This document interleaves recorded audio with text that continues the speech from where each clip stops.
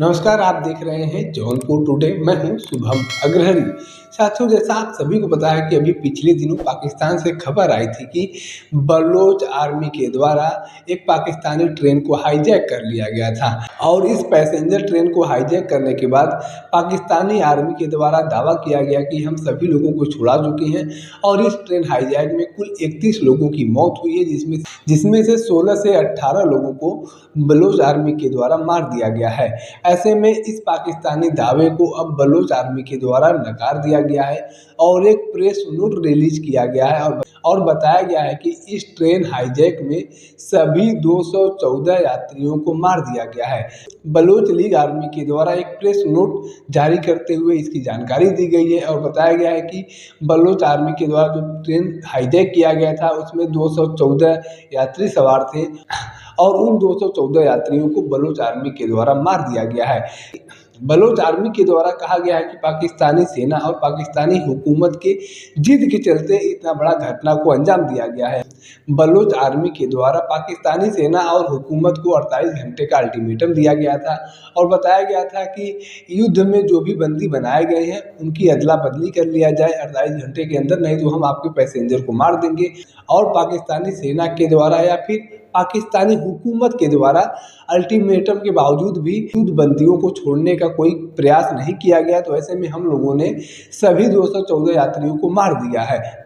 पाकिस्तानी सेना के द्वारा जो दावे किए जा रहे हैं कि हम लोगों ने पैसेंजर्स को छुड़ा लिए हैं, सिर्फ 30 से 31 लोगों की मौत हुई है, तो यह सरासर गलत है। हम लोगों के द्वारा 214 यात्रियों को मार दिया गया है। पाकिस्तानी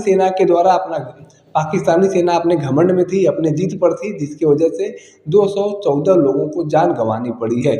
बलोच लीग आर्मी युद्ध कानून और अंतर्राष्ट्रीय कानून के हिसाब से अपना काम कर रही है। अगर पाकिस्तानी सेना के द्वारा जिद नहीं किया जाता, घमंड नहीं दिखाया जाता, तो उन 214 मासूमों की जान बच सकती थी, उन 214 लोगों की जान बच सकती थी जिन्हें ट्रेन हाईजैक में बंधक बनाया गया था। अगर पाकिस्तानी सेना के द्वारा युद्ध बंदियों की अदला बदली का कोई रवैया अपनाया जाता तो उन सभी लोगों की जान बच सकती थी, लेकिन पाकिस्तानी सेना के द्वारा किसी प्रकार का कोई रवैया नहीं अपनाया गया, जिसके चलते उन 214 लोगों को अपनी जान गंवानी पड़ी है। और आगे भी यह युद्ध जारी रहेगा अगर पाकिस्तानी सेना के द्वारा हमारे ऊपर से जबरदस्ती जो कब्जा किया गया है वह नहीं हटाया जाता है।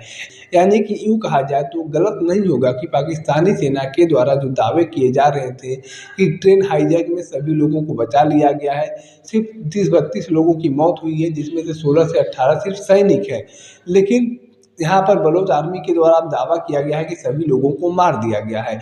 वहीं बलोच आर्मी के द्वारा अपने भी मारे गए सैनिकों का जिक्र किया गया है और बलोच आर्मी के द्वारा बताया गया है कि इस पूरे मामले में 12 बलोच आर्मी के लोगों की भी मौत हुई है। यानी कि बलोच लीग आर्मी जिसके द्वारा पाकिस्तानी ट्रेन को हाईजैक किया गया था, उन लोगों में से भी 12 लोगों की मौत हुई है। जिन लोगों के द्वारा हाईजैक किया गया था उनके भी 12 सैनिक मारे गए हैं, जिसका दावा बलोच आर्मी के द्वारा अपने प्रेस नोट में जारी किया गया है। अब ऐसे में आगे क्या कुछ होता है यह देखना दिलचस्प होगा। बलोच आर्मी के द्वारा जंग जारी रखा जाता है या फिर पाकिस्तानी सेना के सामने सरेंडर कर दिया जाता है। अभी तक पाकिस्तानी सेना के द्वारा बड़े बड़े दावे किए जा रहे हैं कि हम लोगों ने बलोच आर्मी के लोगों का सरेंडर करवा लिया है, ज़्यादातर जो बंधक बनाए गए थे उन्हें छुड़ा लिया गया है। यह तमाम दावे अब कहीं न कहीं सरासर गलत साबित हो रहे हैं, जिस हिसाब से बलोच आर्मी के द्वारा प्रेस नोट रिलीज किया गया है। बाकी इस घटना से जुड़ी अगर आपके पास भी कोई जानकारी है तो आप कमेंट बॉक्स में लिख सकते हैं। अगर आप वीडियो को फेसबुक पर देख रहे हैं तो पेज को फॉलो करें, यूट्यूब पर देख रहे हैं तो चैनल को सब्सक्राइब करना ना भूलें। साथ ही साथ आप हमारे पेज को, हमारे चैनल को इंस्टाग्राम और ट्विटर पर भी फॉलो कर सकते हैं। धन्यवाद।